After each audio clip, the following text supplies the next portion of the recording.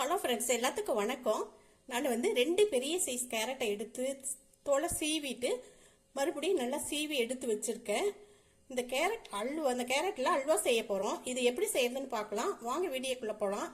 இதே ஒரு பாத்திரத்தை ஸ்டவ் ஆன் பண்ணி வச்சிடலாம். பாத்திரத்தை வச்ச பின்னாடி இதில் 1 ஸ்பூன் நெய் விட்டுக்கலாம்.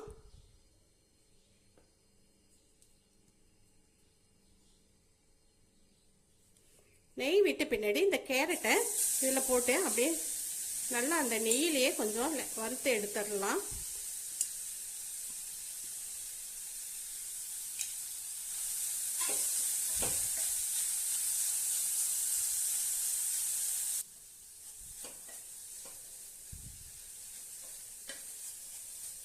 நல்லா கொஞ்சம் வதக்கி விட்ட பின்னாடி இந்த பச்சை ஸ்மெல்லாம் இல்லாமல் ஆகும். நான் பசும் பால் தான் எடுத்திருக்கேன். பாருங்க, அப்படியே இந்த கேரட்டும் அதுவும் கரெக்டாக இருக்கிற மாதிரி இந்த பாலை சேர்த்துக்கோங்க.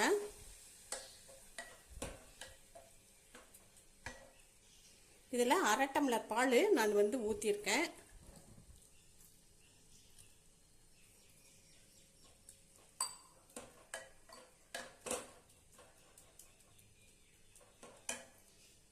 கரெக்டாக இருக்கும்.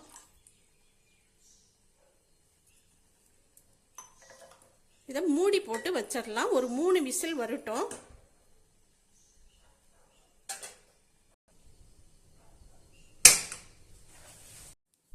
மூடியை திறந்து பார்த்துடலாம். பாருங்க, கரெக்டாக நல்லா வெந்திருக்கு. பாலும் நல்லா வத்திருச்சு. இப்போ இது இந்த சைடு இருக்கட்டும். ஒரு கடாய் எடுத்து அடுப்பில் வச்சிடலாம். கொஞ்சமாக இதில் 1 ஸ்பூன் நெய் விட்டுக்கலாம். 2 ஸ்பூனே விட்டுக்கலாம். நம்ம அதை கேரட் மறுபடியும் அதில் தான் சேர்க்க போகிறோம். இதில் நம்ம தேவையான அளவு முந்திரியும் பாதாம் பருப்பையும் இதில் சேர்த்து வறுத்து எடுத்துக்கலாம். கொஞ்சமாக உலர்ந்த திராட்சையும் நான் இதில் சேர்க்குறேன். இந்த திராட்சையும் நல்லா உப்பி வரட்டும். இதுவும் நல்லா பொன்னிறமாகட்டும். முந்திரி பாதாம் எல்லாம் பாருங்க நல்லா வறுபட்டுருச்சு. இதை எடுத்து ஒரு தட்டில் வச்சிடலாம்.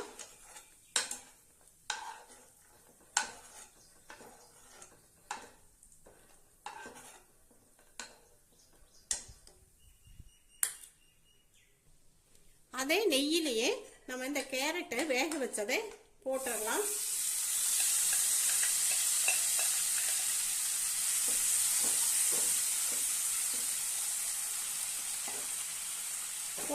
போட்டுட்டு நல்லா இது கொஞ்சம் நல்லா இந்த பாலெல்லாம் நல்லா வத்தி வரட்டும். அப்படியே மீடியமாகவே வச்சு மீடியம் ஃப்ளேம்லேயே வச்சு இதை நல்லா இப்படி கிளறி விட்டுட்டே இருக்கலாம். பாலெல்லாம் நல்லா வத்தி வந்துருச்சு. நான் இந்த கப்பால் 1/2 கப்புக்கும் கொஞ்சம் குறைவாக சர்க்கரையை சேர்க்குறேன். இது நல்லா மெல்ட் ஆகி வரும்.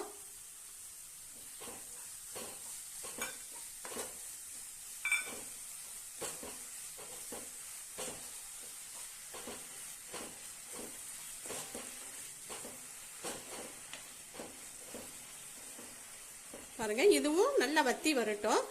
ஸ்டவ்வை மீடியமாகவே வச்சுட்டு இப்படியே கைவிடாமல் இப்படியே கிளறி விட்டுட்டே இருங்க. ஒரு 1/4 டீஸ்பூன் ஏலக்காய் தூள் சேர்க்குறேன். கொஞ்சமாக ஃபுட் கலர் சேர்க்குறேன். உங்களுக்கு தேவைப்பட்டால் இதை சேருங்க, வேண்டாம்னா ஸ்கிப் பண்ணிடுங்க. சர்க்கரை பாகும் நல்லா வத்திருச்சு. இந்த ஸ்டேஜில் நான் 1 ஸ்பூன் நெய் சேர்க்குறேன்.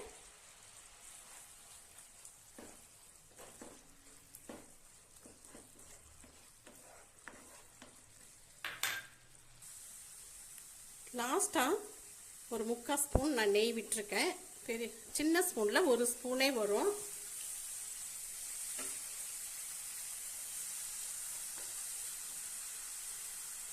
முந்திரி பாதாம் திராட்சை இதை எல்லாத்தையும் இதில் சேர்த்துடலாம்.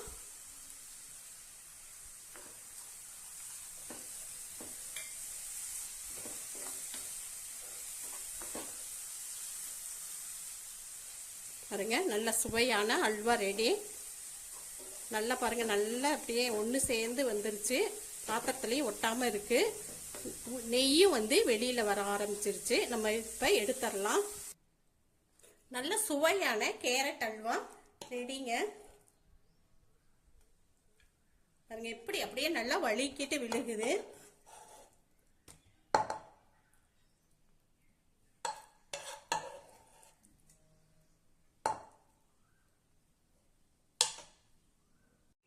ஒரு தட்டில் எடுத்து வச்சுட்டேன். பாருங்க எவ்வளோ நல்லா வந்திருக்கு. நல்லா அப்படியே வலுவழுப்பா அப்படியே நாக்கில் வச்சு அப்படியே கரையிற மாதிரி அந்த அளவுக்கு நல்லா வந்திருக்கு. நீங்களும் கேரட் இருந்தால் உடனே இதை செஞ்சு பாருங்க. செஞ்சு சாப்பிட்டு எப்படி இருக்குன்னு சொல்லுங்க.